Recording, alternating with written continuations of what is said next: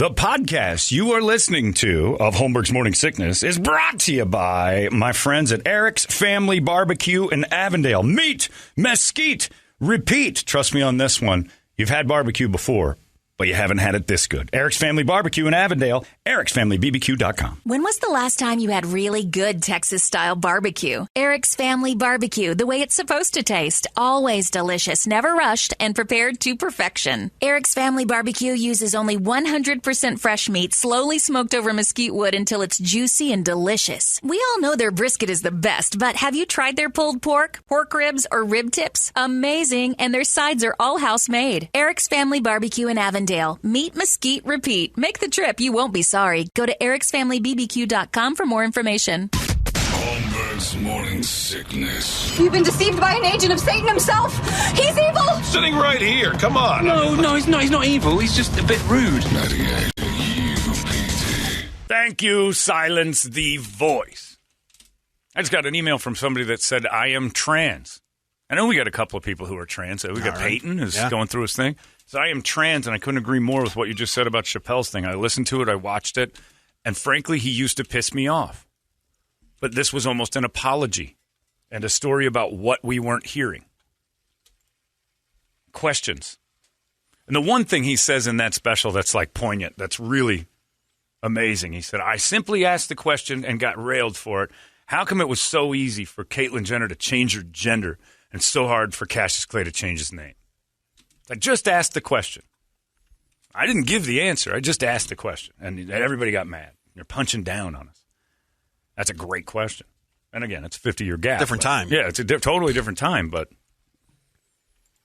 you'd think that the movement that was going on at the time in the 60s, which had full-out hands-up pushback, would have been similar to the one that was going on with the gender. And that's what he said. He said, the LGBTQ, I'm jealous. He goes, your movement is just, he goes, how did you guys do this? Ollie definitely was louder because, you think about, it was just a little bit after that, but not, it was right around there. Lou Alcindor, when Kareem changed his. Sure. He kind of, it seemed like a smoother transition. Well, I mean, he wasn't trying to stay out of Vietnam and all that other stuff. He definitely had, but it wasn't pleasant. It wasn't easy.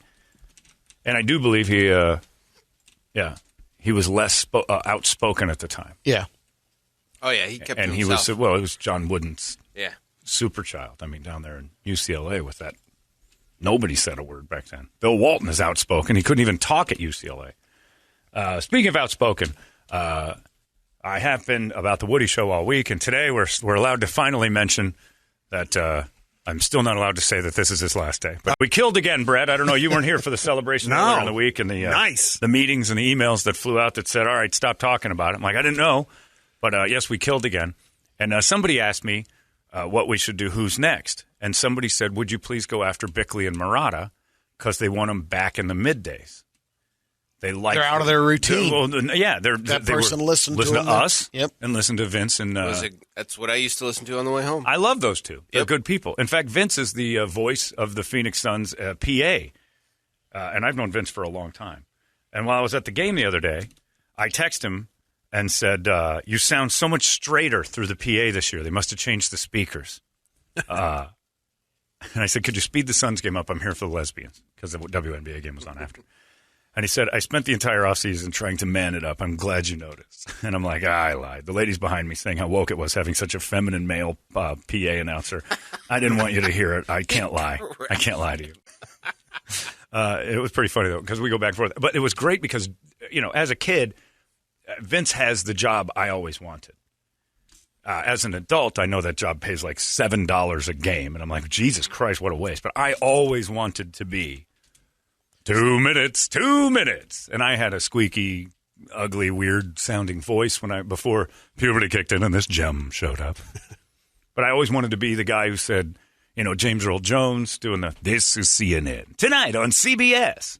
And there are people who do make tons of money doing that, but they do all sorts of other things. I wanted that to be like a full-time job to do what Vince does until I found out that it pays nothing. But now my dream is to be able to communicate with that guy during the game because these rattle the cage. It is amazing how fast these PA guys. Paul is the guy for the Coyotes, and he does Paul has a set of pipes on him. Oh, yeah. It just sounds phenomenal when amplified. I mean, he's a guy and Russian names sound better coming out of Paul's mouth than anything in the world. Crack a jack a stack. And I'm like, oh, nice job, Paul. And how did you do that? 2 minutes in the box for roughing. And then the mic goes off and he goes, oh, that Dave Harf, I could kill anybody on the planet. It would be that idiot down in sales. 2 minutes for roughing. He's amazing. But you can text Paul during the game. So Paul got me tickets once for the Coyotes. This was hilarious. I'm dying. So my phone goes ding because it just happened to be on, which is never the case. I'm with my friend Jim Wilson, the Asian Dragon. Paul got us tickets for a game. The PA guy sits, or used to, I don't know if he still does because of COVID, but he sits right on the ice next to the penalty box, I think, between the benches.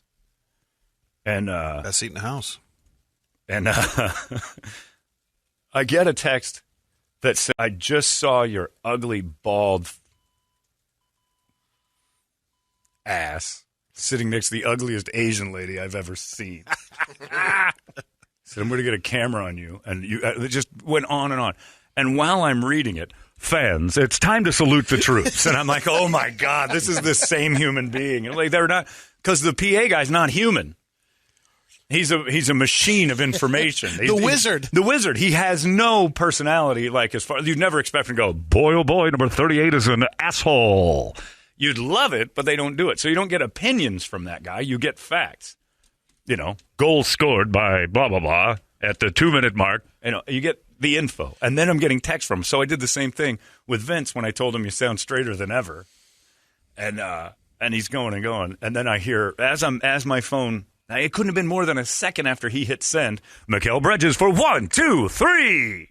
I'm like, man, some serious getting it done, Murata. But if you met Vince and Paul and you talked to them, you wouldn't put the two and two together that they're PA announcers at those games? Paul, maybe. Well, maybe not from his a little personality. bit, but his if voice, you meet though. Jeff Mund. Oh, Jeff Mund sounds like that all the time.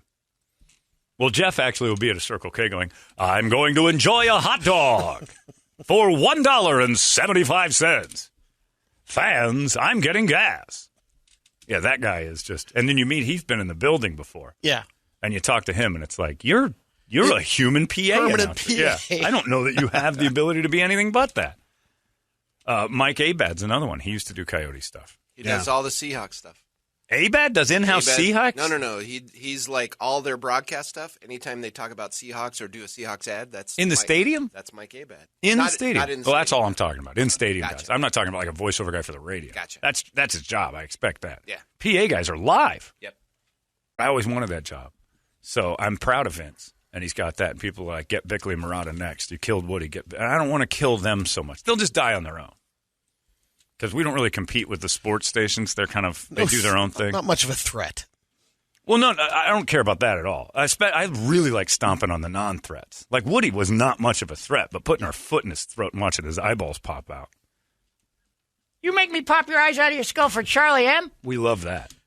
So do we get to rip the posters off? I was doing that. That was the problem. Really? So I was walking around with Betty Sullivan, my cane. Yeah.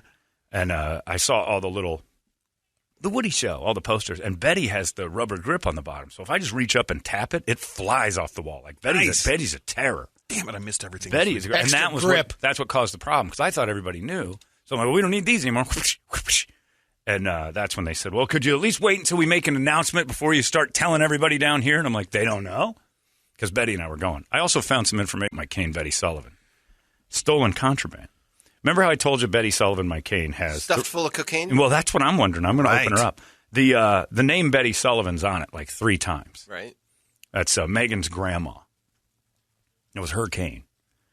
So I'm looking and I'm like, what's the deal with all the name tags? Like, evidently, there was a theft problem. And, that was oh, no, old people forget their canes all the time. We talked about it yesterday. Well, if you forget your cane, you don't really need your cane, do you? I mean, and then somebody emailed and said when he worked at a grocery store, all those little scooters would come back with canes attached to the front because they'd hop out of their scooter right into the car and forget their canes. And there's where you leave the cane. And he said the scariest part about that is they can't walk through a grocery store, but they can drive a car. I'm like, geez, I never thought of that. That's scary. So he said, but the cane thing's left behind. If you leave your cane behind, you don't need it. So Betty's cane was for theft, and you know why? because Megan's mom told her. She said that it's funny that it's named Betty Sullivan. That cane meant a lot to her. She went to the store once with her daughter, Megan's mom, and they were shopping and stuff, and came back, and there's a cane in the cart. And she looked and said, Mom, we didn't pay for that. She goes, I buy a lot of things at that store.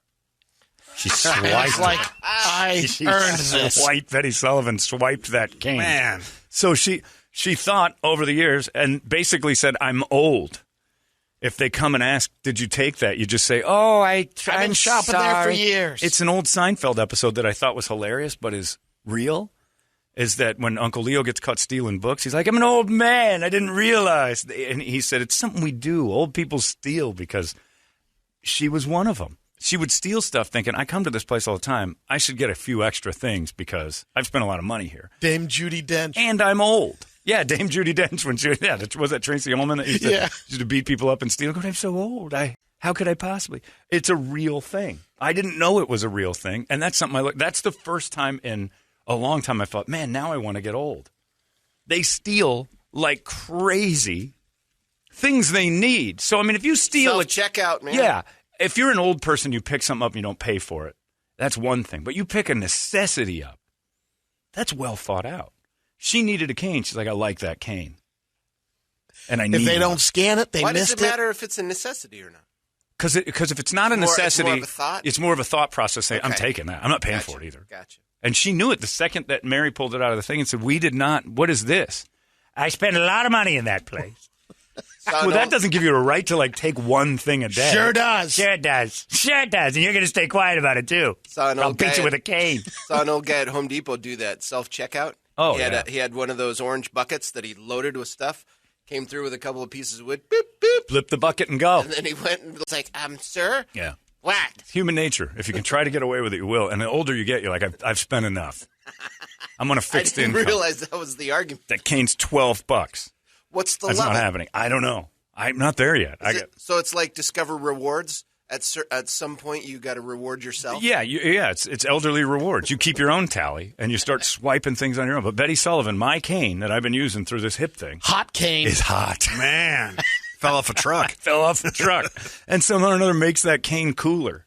Like now, I'm strutting around with it. I didn't walk around downtown because it was embarrassing. Had I known the story, I'm like, you don't know the story. You don't know what this cane's been through. This thing was never paid for, and now you're keeping it. The cane's mine. Betty Sullivan belongs to me. Off we go, Betty Sullivan, for another adventure. But yeah, I noticed that it can be used to pull things off walls. But now that I know that it's got a statute of limitations should be over by now. The lady who stole it's paid the ultimate price. That's what I'm saying, She's gone. So can you pass down stolen dice? I don't know. She did. But she lifted it. Which makes me just want to go to the CVS and watch old people, because I guarantee you it's daily. Just sit in the candy aisle. You'll see all the Werthers just disappearing off the They're always out of stock. And Brett, you can appreciate this. Who are the first ones to start going, these black kids? They scream racist things in the CVS about shoplifting. It's a distraction technique. The black kids are like, I'm not. That's why I didn't do anything, man. I didn't. Oh, sure, look at him. He's sitting there.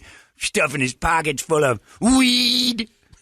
Stealing prunes. Meanwhile, his wife's over there just Centrum Silvering the entire bag. Let's get out of here, Wallace. Well, it's time to go. I'm not coming here anymore because these Negroes keep taking off the shelves. Do something about it. Grab a cane. Keep an eye on the cool cigarettes back there. They grind up the vitamins. You know, Lamont, you're the reason the cools have to be behind the counter. Now, grab a cane. They're looking. They're distract them. And I guarantee you, that's why old people do that. Used to do it at Tony Roma's. They'd wander over. There's 2 Mexican boys over there up to no good. I thought I'd let you know. They tell an employee that that's our bus. They're not afraid to sound racist. Right. They don't care. There's a Mexican boy. I think he's shoplifting over there. I saw him. And everybody's like, oh, thank you, old fellow, old citizen, World War II, greatest generation. And then they go pay attention to the Mexicans. Meanwhile, they're killing you on cotton balls and gauze. Stuffing rolls in their Hurry up. purses and- Hurry up. They're distracted by those innocent Mexicans. Roll me out of here. They come home after grifting out of the stores, and then they get a call like, you need $1 million? Okay, I'll send it to you. I'm done. That's a great idea. Well, they get hit hard. Not all of them. You get to a point It's where a circle. you're walking around with your stolen cane, and then your brain starts fading. And then that prince from Nigeria gets all your savings. Pretty fantastic story, though. I didn't know that. But she was, and that's how you know you stole on purpose, is because she didn't go, oh, did I do that? She got mad like right away. I spent plenty of money in there. She stole it on purpose. It was well thought out. Shut your trap. You shut your mouth. You know how much money I put into that CVS? Why, I practically pay their light bill. You put the cane in the car and you keep your trap shut. Betty Sullivan, my cane is stolen by a woman that had to be in her 80s at the time. Just had to have it. I think that's great. That makes me respect old people more than I ever did. Your parents steal. I'm Brady. just wondering now. I guarantee. I'm going to ask my dad. You're sweet. I'll take an inventory on his items. You won't get a straight answer from him because that blows the cover and the whole game. I think you get introduced to it at a certain age. I don't think we know yet. I think 20, you're probably 5 years away, the rest of us 20, 25 years from it. From getting that little indoctrination from an older friend. Because you hang out with some older people. So you get an older friend who'll be like, watch this, Brady. I just learned this from it. And it's passed down through example. They don't pay attention. And then when they catch you, you're like, I can't, I don't know where I am. Are you my son? And they're like, oh, the poor old man. And they're never going to bust them for shoplifting. And they know it. And it's fantastic. They've Your also parents been do it. conditioned I that they're guarantee respected. it. Your parents do it. My mom's rolling out with a case of white wine. Your parents do it because they've spent their entire lives bartering. They've spent your dad never goes to a place without calling the owner before he goes to see, well, hey, is Tony in? Hey, it's Tori. I was thinking about coming down there. And, hey, maybe if you're there, say hey. It's not a good time, Torp. It's essentially friendly shoplifting. The whole, are you there? Well, I'm going to be there, too. And then you put them on the spot to give you free Under the guise of being patrons. Best friends. Patronizing. Yeah, that's why they get it. That's why it's called patronizing. Yep. But then now that he's older, he's developed this, that's Torp. He's a good guy. Your dad's probably not now because he's too done. old, but now's the time. If he ever goes to a store, though, he doesn't have time to stand in checkout He's had line. his run. Oh, yeah. But he steals. And he's not going to admit it to you. No. So you can't ask him. But there might be some grifting this weekend. Take him to the drugstore and just keep an eye on him. Why this weekend? Because he's going out there. He's getting out. And it's Torp's 89th birthday. 88th. Oh, you were wrong. Yeah, it was a year off. Hey, John. We have the 89th, then. That's good. Hey, John, tell Bert that there are no cigarettes or tobacco products at CVS anymore. He's going to have to go shoplift somewhere else. Yeah. I tell you why it is, I don't too. steal that stuff. The POCs come along. Grab a cane. And look, there's two of them over there. So everybody keep your eyes over there. Those awful They immigrants. got the walkers back in stock. Build the wall. Build the wall. Grab the cane. Build the wall. Get those circus peanuts. They distract by making you look at the racist thing. They're brilliant, these elderly. And if you notice, old black people start getting mad at young black people. It's these kids today, they have no idea what the struggle is. Look at them over there, probably stealing stuff. And meanwhile, he's like taking all the Trident.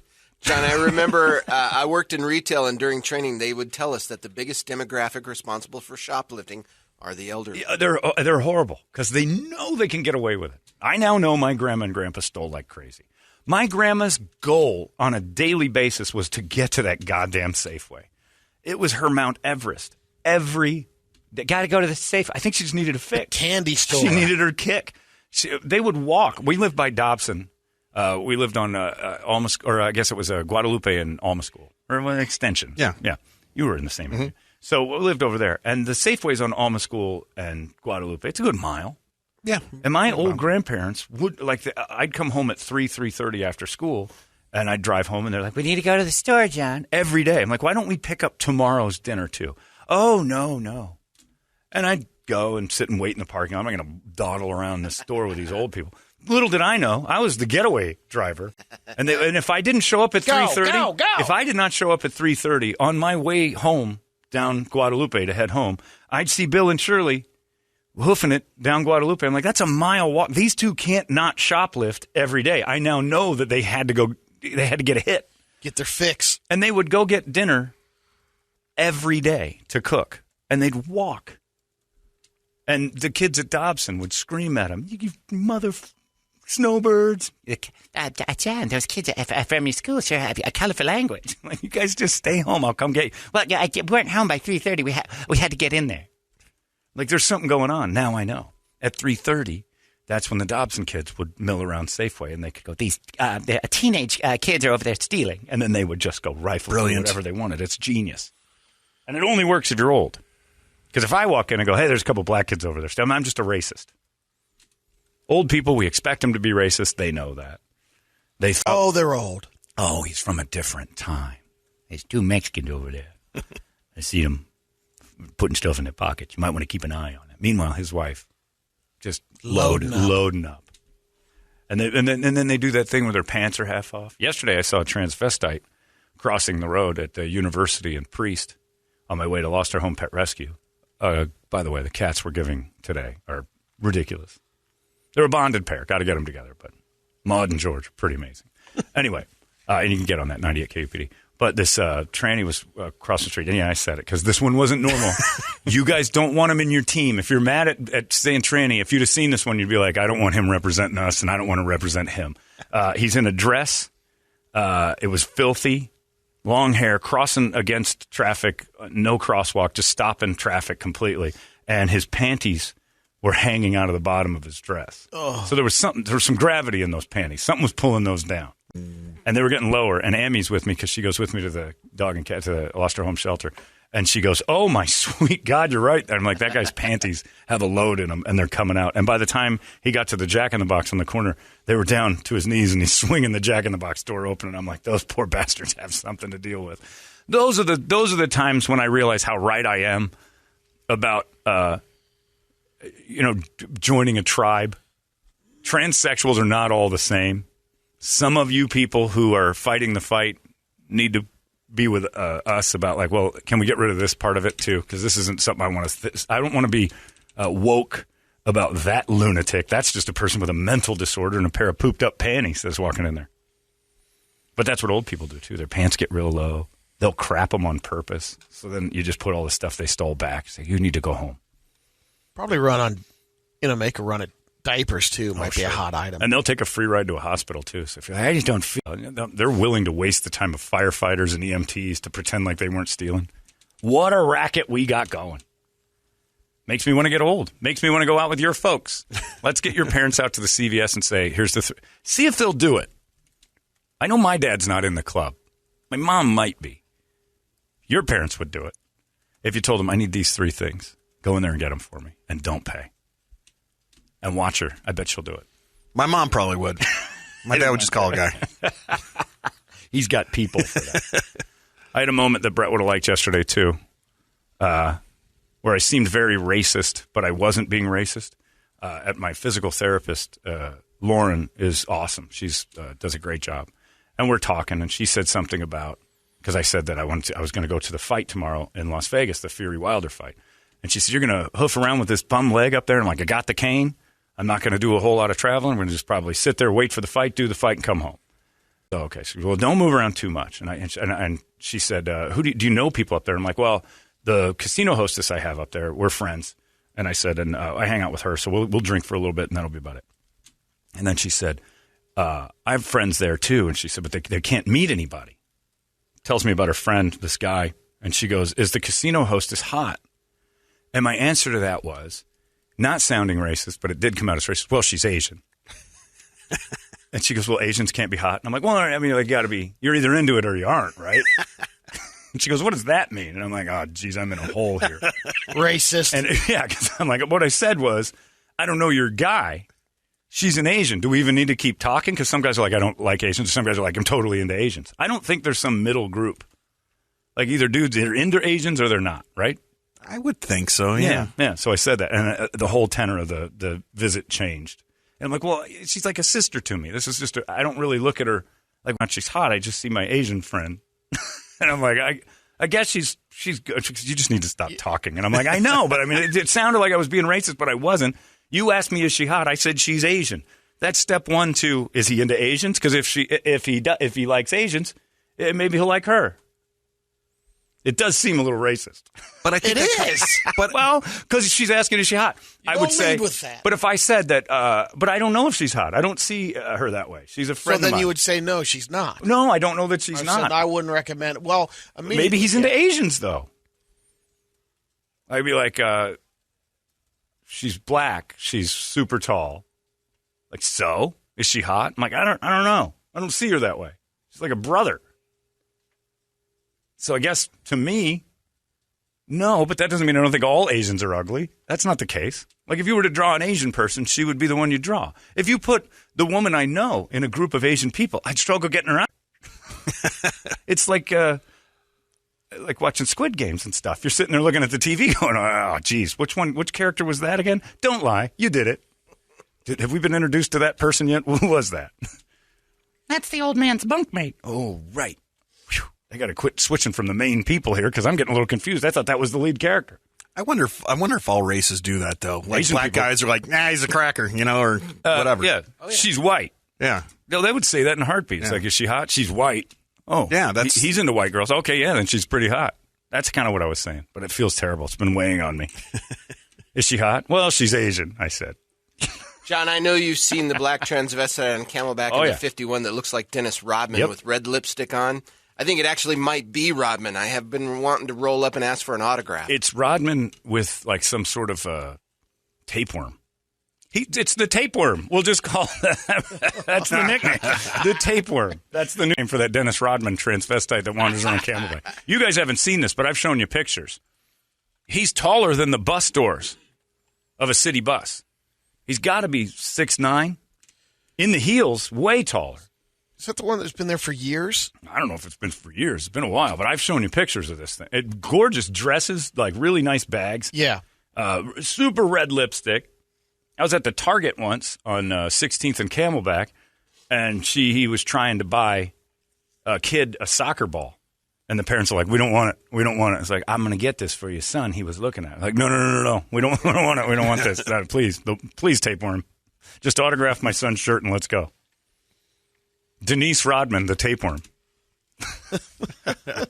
Yeah, she might weigh 18, 19 pounds. Good 7 feet tall. Crazy skinny, but pretty awesome. Anyway, so, yeah, I would do that. Like, if you said, hey, is your friend hot? I'd be like, she's Asian. Just to get action. Like, oh. Because if somebody goes, oh, that means they're not into it. And you don't have to think Asians are hot. I'm surprised you even entertained that answer.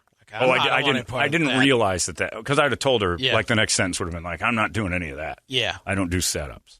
I don't and won't do a setup, especially secondhand setup. I don't know her friend. No freaking way. Ugh. Setups are the worst thing you can get involved in. You're going to get that call. This is what you think of me? Like what? Dude. You got like Asians? You think I like Asian chicks? What's going on? You know? Have you ever? I'm like, I said she was Asian. She's ugly. Yeah. Your friend would call and say, dude, she's hideous. What's wrong with you? I'm like, I thought she was good for you. Well, no, we're not friends. Setups are the worst. Don't ever set anybody up. I also have to go. Somebody emailed me this, and I said it again. There was a hesitation. Yesterday, I got an email from somebody that said, how come, and this goes on the heels of that, no one's mad, and this is from a person named Kelly, who is Asian. How come no one's mad that the show is called Squid Game? And I emailed back, and I'm like, I don't know. Why would they be? And she said, it's a racial slur. That's right. And I'm like, it is? It is? Yeah. You should have known that. But that's the actual name of the game. I know. And I said, game, right? I said, The one I they don't described know. it in the first episode. She said, it's a horrible racial slur. Or he, I don't know if Kelly's a girl or a guy. Said, I'm half Asian American, or Asian American, half Asian, half white. I said, and that is a huge slur. I'm looking it up. And I'm like, I didn't know that at all. I said, so now we're being trapped. We're being set up. I didn't know that. You didn't know that? No, I did when you. Yeah. I've heard it used as a slur. I've never heard it. I don't think. If I have, I forgot. never have. Yeah. But that's evident. And I don't know if it's for Koreans or for. And it's the number one baby outfit right now for trending. Exactly. Squid Games. It's going to be huge for Halloween and everything else. Squid Game. And this Kelly person wasn't mad.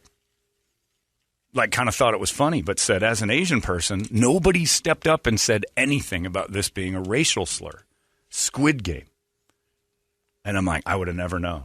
And then, some colorful language came up and said, do you think if it was an African game and they called it game, people would be upset? Or if they were throwing spears and had a specific name for it? I'm like, Jesus, Kelly, you're right. But I didn't know that this was a prominent one. And the problem is, that's the advancement. That's good.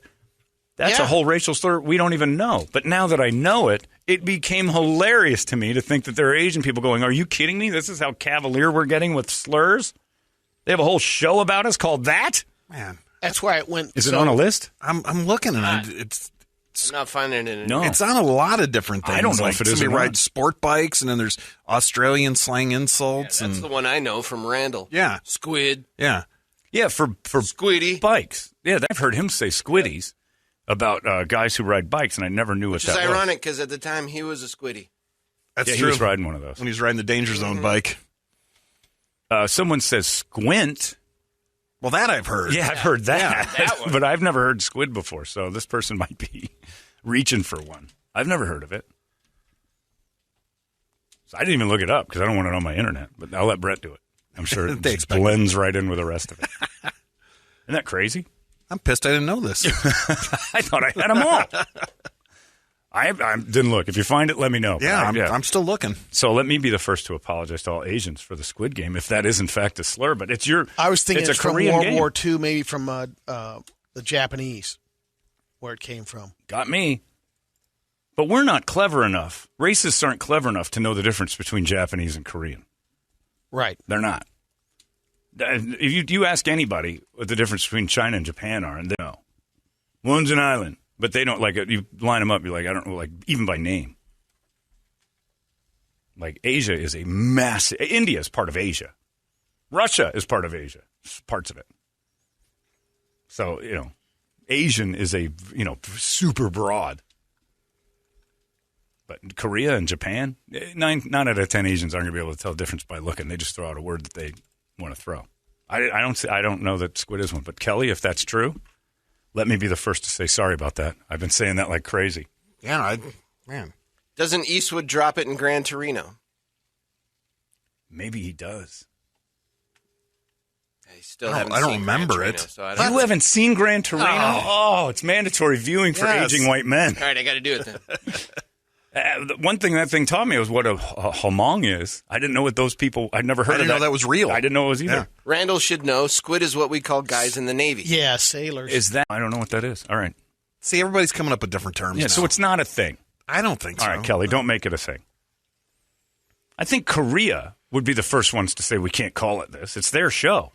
Like Vader wrote, it's not a slur. People are just reaching now. Yeah, everybody wants something to be something. Yeah. Squids, jarheads.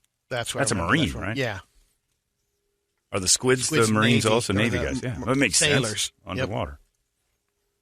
And Squiddy, I still don't understand why that's a guy who rides I don't know. fast Yeah. bikes, but maybe that's where Kelly's confused, is that those are usually a Japanese bike.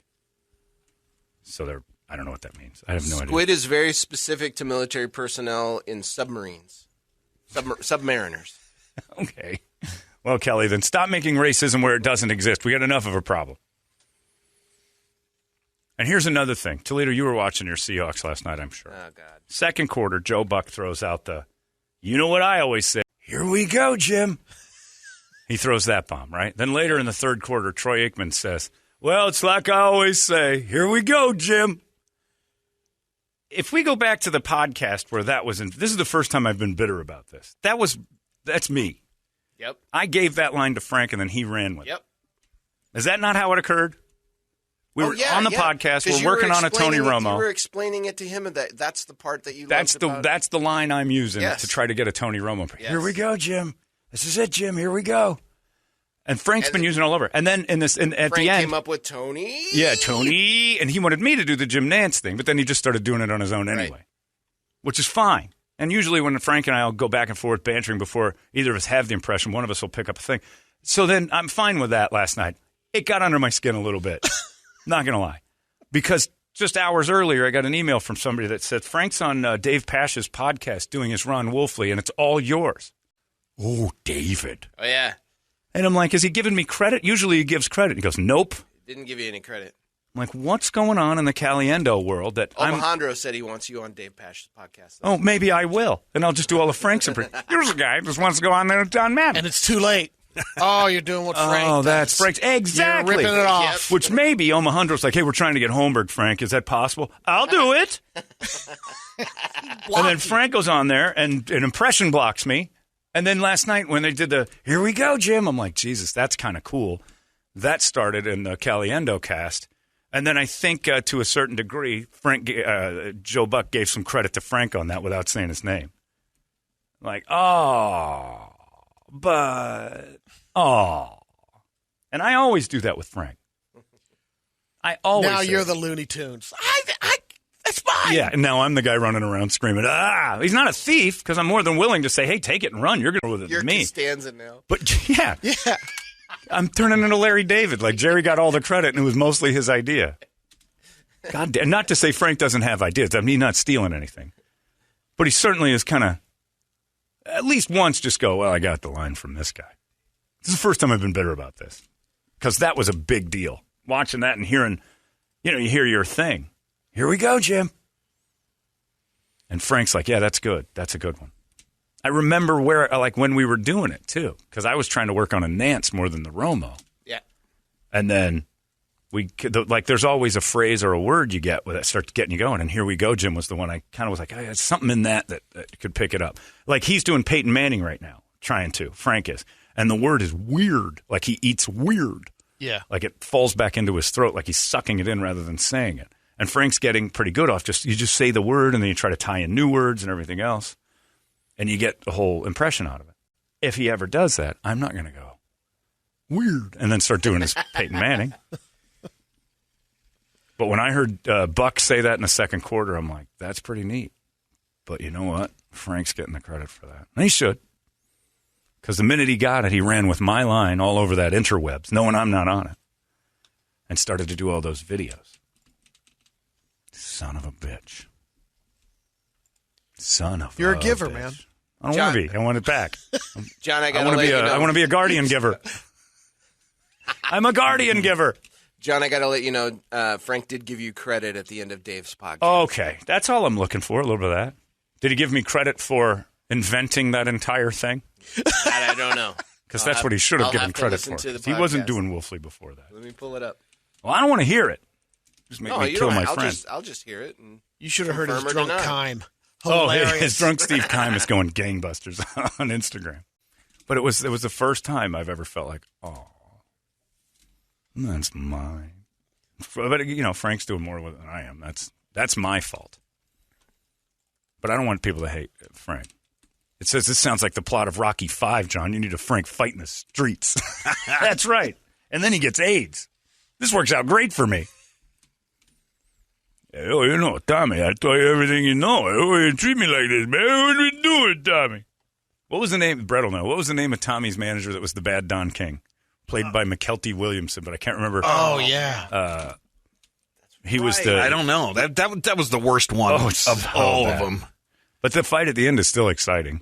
It's pretty fun. Yeah, it's Rocky. Rocky beats up Tommy Gunn. I can't remember his name. It's a great name, though. It's phenomenal. Oh, but yeah. Second best boxer named Rocky. Graziano? Anyway. Grazie. So I just wanted to point that out because last night during the game, which is a pretty good game. Sorry about your Seahawks. But pretty good game. And then Aikman throws it out later. Like I always say, here we go, Jim. I'm like, oh, they're both doing it. It's a catchphrase now. I'm Pete Best. I'm sitting in some weird apartment looking at posters of Catherine Bach, Barbara Bach, whichever one Ringo married, and thinking I was a Beatle for 5 seconds. And now look at him. She loves you. I helped with that. Got to get a writing credit. All I want is just a little nudge. That's it. You put in a lot of time, a lot of effort, when some jackass running around with all the glory. And I bet you Frank would say, well, I had that too. But we have a podcast where I actually said this is the phrase. Hey, we've got the proof. Yeah. And maybe I am misremembering, but I'm not.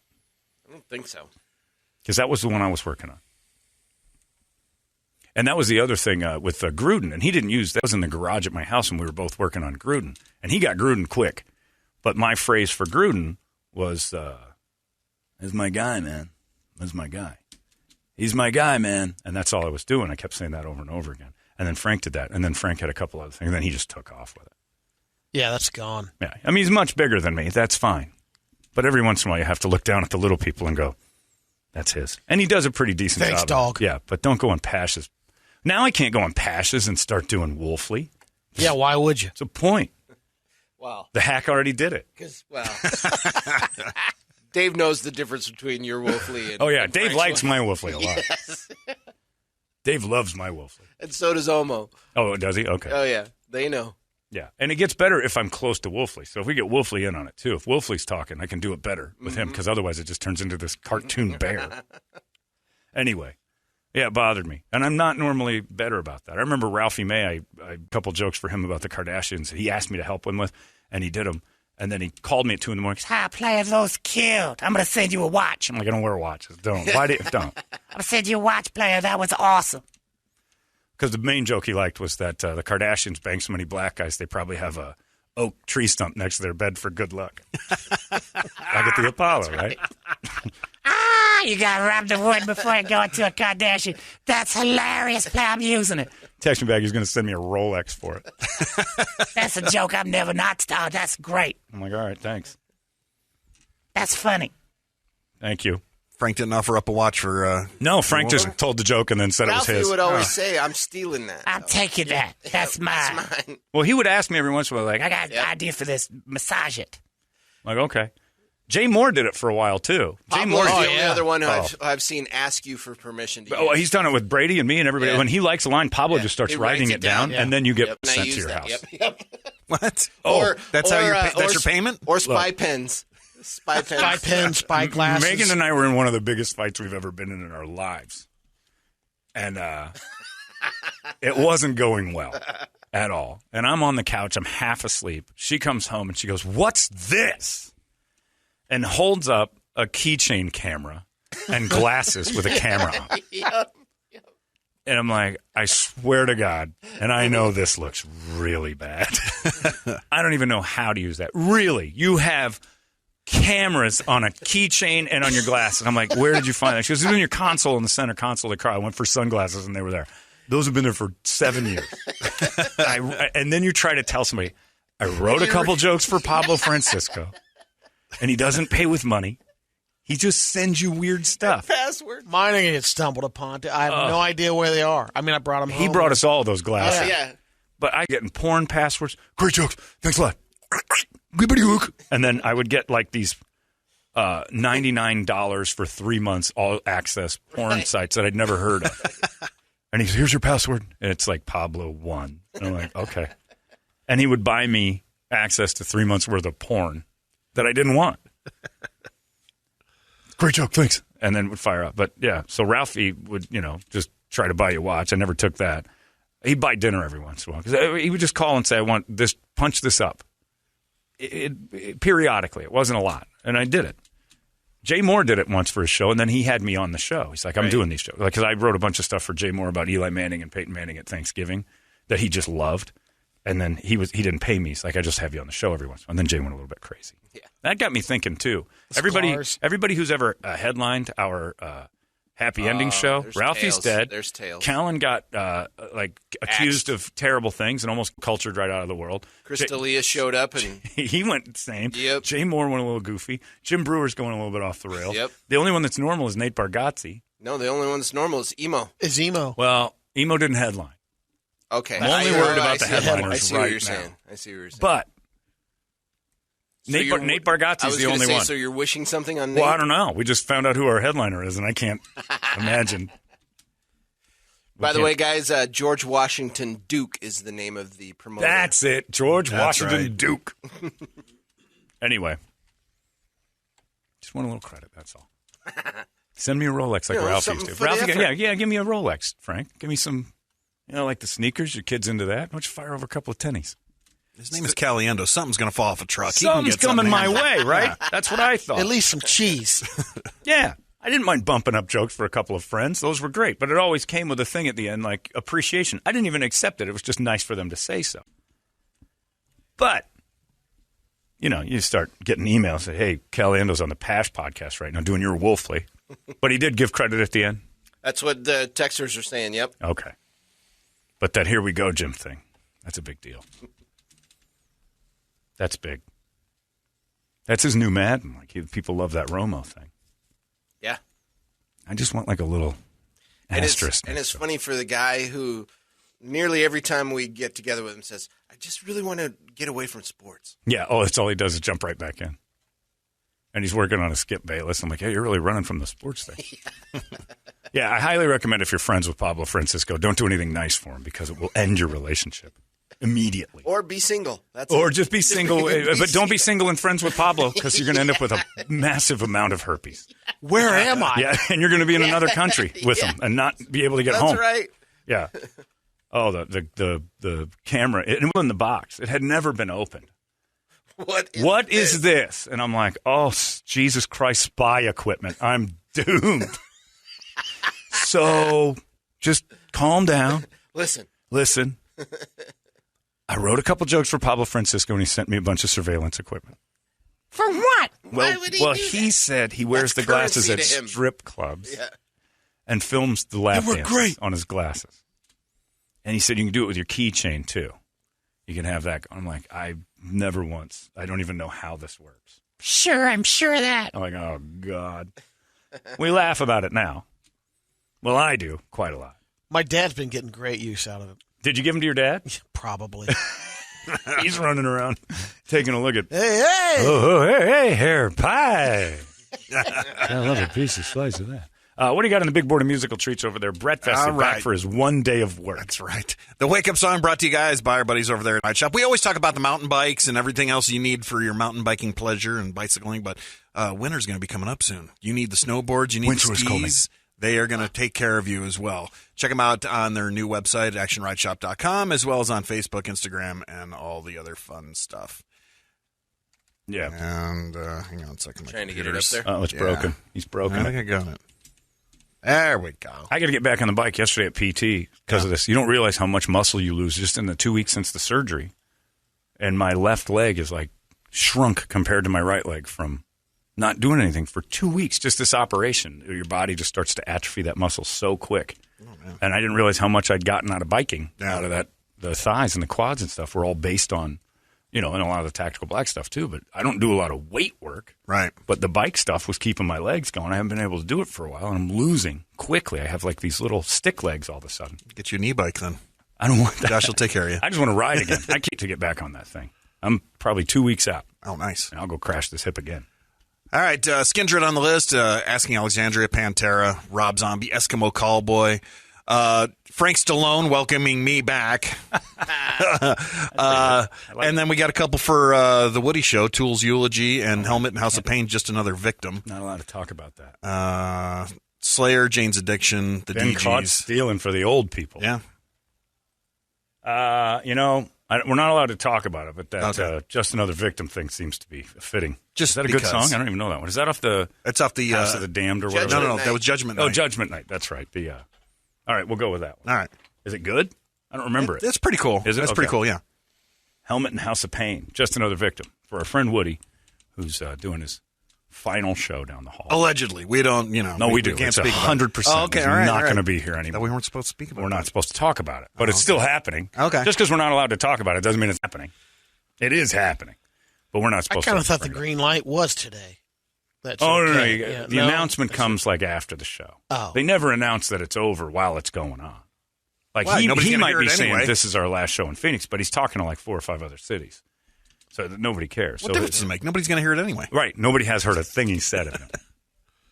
But we're just proud that we killed again. And I don't want Vince and Bickley to be my next victim. They'll just do it naturally. I'm not going to. We've never once targeted anyone.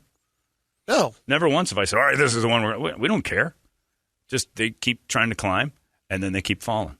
And someday we'll fall, and it'll be over, and who cares? It's radio. It doesn't really matter. Do you remember? It doesn't matter. We're not that important. Like Dave Pratt thinks he changed people's lives. You go on, you goof around for a little while until people get tired of you, and you go home. That's about it. I'm fine with that. That's a good life. Week or two after, maybe. It takes a week. And if somebody funny pops in here, your cap.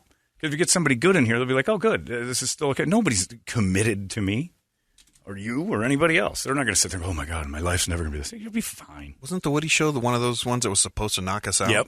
Woody and one the of the Jew two. Woody and Jew Bell were the ones that were like, that's the L.A. consultant of radio. Yeah. These are Los Angeles talents. These are radio guys from L.A. Well, L.A. radio is horrible.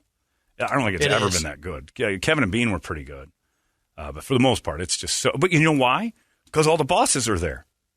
All the corporate bigwigs are in Los Angeles. So every single person on the air is scared to death.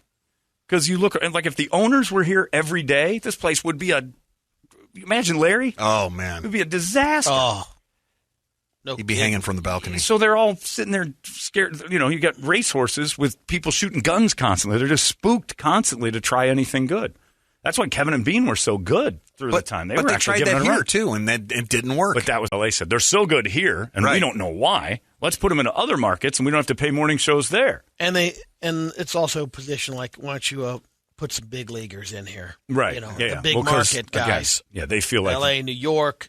Tripp used to work at L.A. and K-Rock, and one of the things he said to me, he goes, one of the greatest parts of my time at K-Rock was I had morning guys that knew what they were doing, and I had nothing to do with their success outside of being there. He put them together, and then it worked. He's like, I don't know what they were doing good. Then I could golf more. That's what it's about. His and everyone else's goal should be the same, which is you guys do your jobs that I've put you in place and do them well, so I don't have to do much. And we will make money. That's the point of ascending to a position of power. So I don't have to do anything. I got people doing all the work. I just kind of oversee it. And when some of this hits the fan, then I go into action. But until then, try to keep the crap out of the fan, and I golf every day. You need backup. It's great. There's nothing better than when Tripp goes, I'm going to take off to Hawaii for about 8 days. All right. Yeah, this place is humming. Don't F up while I'm gone. Well, we don't. It's great. Woody, we hardly knew you. In fact, I never knew you. Nobody did. I don't begrudge him. He gave it a shot. He's still got a job in Los Angeles. I'm sure he's making a ton of money. Good for him. But you're not working here anymore, that's for sure. Helmet and House of Pain. Just another victim in our 20-year run. The thing I'm most proud of, Brady, in 20 years is how many people we've had fired. I don't care about any of our accomplishments, if we won awards or anything else. How many other people that don't have jobs now because this one just keeps churning away? And how much that bothers them that this cruddy show is still on and they can't get traction. Isn't it great? I hope they have kids. Pretty good. I hope they have hungry kids. That's my favorite part, is that I hope their children are like, Daddy, how come you're never at work like John is? Hey, son of a bitch, little bastard. Eat your ramen. Eat your ramen. I share a bedroom with 4 other people. I'll get them in my podcast. One of these days. Working at that free station in Scottsdale. Yeah. Arizona's most powerful rock radio station. He said, fully erect. 98 KUPD. You've been listening to Holmberg's Morning Sickness Podcast, brought to you by our friends at Eric's Family Barbecue in Avondale. Meet, mesquite, repeat. Eric'sFamilyBBQ.com.